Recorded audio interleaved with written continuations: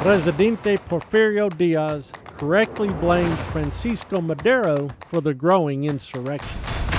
Mexican diplomats insisted that American authorities find and arrest the revolutionary leader living in safety somewhere in the U.S. Authorities were too late. Madero took the train from New Orleans to El Paso and snuck back into Mexico and took control of the revolution he had started. On March 11, 1911, Madero and 150 men fought Mexican federal troops, Los Federales, at the town of Casas Grandes. Whipped soundly, Madero once again fled toward the Texas border.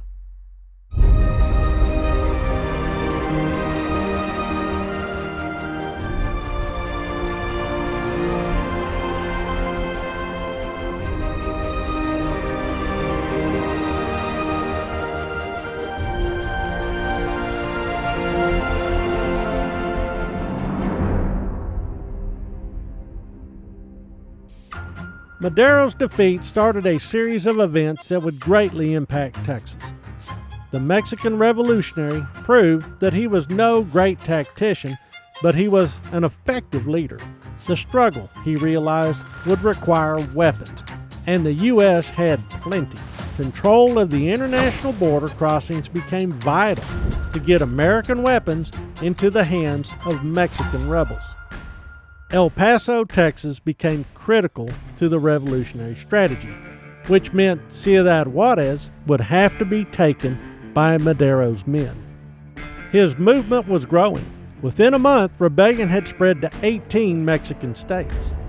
A charismatic leader from Morelos, Emiliano Zapata, organized the campesinos in that region, promising to break up the large haciendas and redistribute the land to the people. Disgruntled Mexicans, men and women, rushed to his cause and began a sweep through southern Mexico. President Diaz panicked and offered to reorganize his government, reform his policies, and compensate people who had suffered under his government if the rebels would just lay down their arms. They refused. There was no going back. In the north, Madero's army renewed their attacks on Federale outposts. Pancho Villa and Pascual Orozco trapped the government garrison of Ciudad Juarez on April 7th and began a month-long battle to take over the town. Texans in El Paso watched the fight from their rooftops and happily sold guns and ammunition to the insurgents.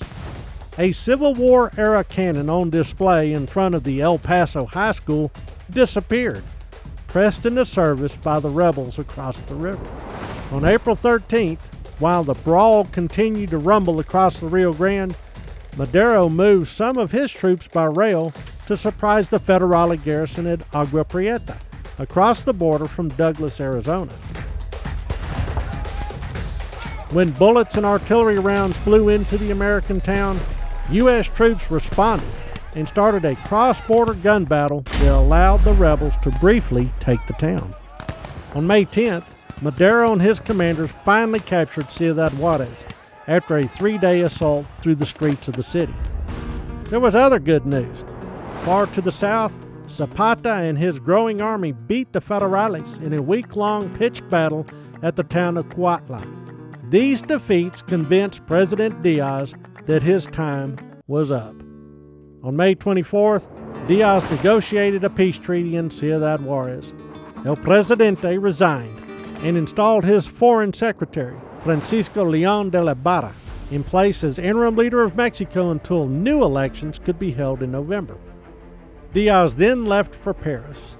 Madero moved his headquarters to Mexico City. No matter who held the title of president at the time, Madero was clearly in charge. The hard but steady hand of Diaz no longer guided Mexico.